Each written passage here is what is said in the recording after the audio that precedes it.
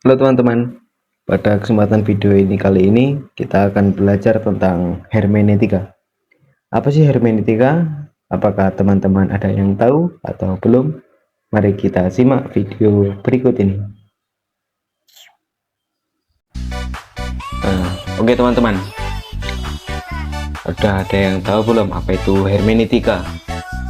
Oke, jadi hermeneutika adalah suatu ilmu cara pandang pribadi manusia atau penafsiran manusia.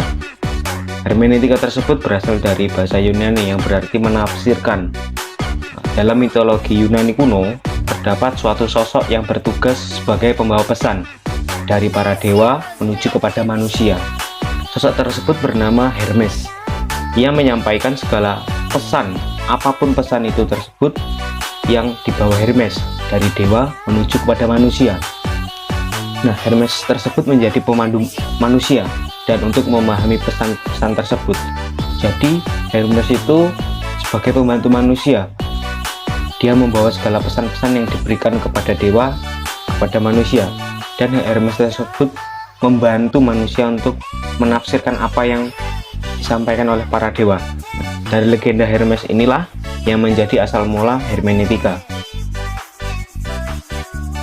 Oke teman-teman, jadi hermeneutika adalah sebuah ilmu tafsir di mana seluruh orang diberi kemampuan oleh Tuhan Allah, memiliki kemampuannya masing-masing untuk berpikir dan bernalar sesuai apa yang menjadi kemampuannya.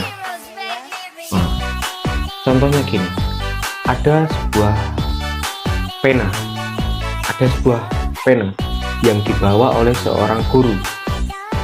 Ada dua murid. Seorang guru tersebut menyuruh kedua murid tersebut untuk silakan anak-anak, saya beri pena satu dan silakan kalian menggambar satu rumah impian sesuai dengan kemampuan dan bakatmu sendiri-sendiri.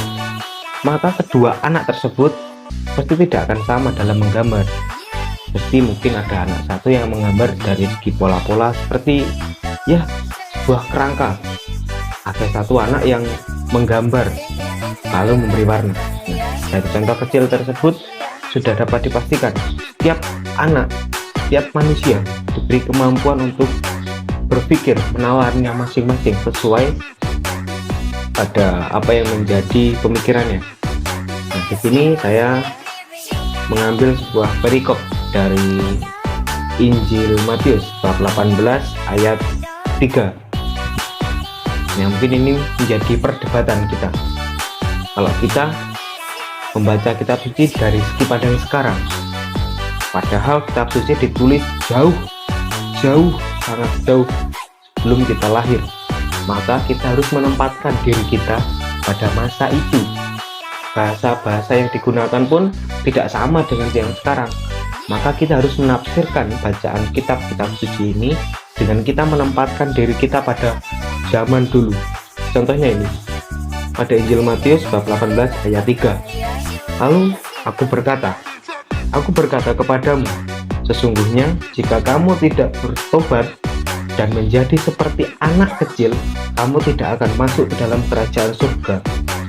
Sedangkan barang siapa merendahkan diri dan menjadi seperti anak kecil ini, dialah yang terbesar dalam kerajaan surga.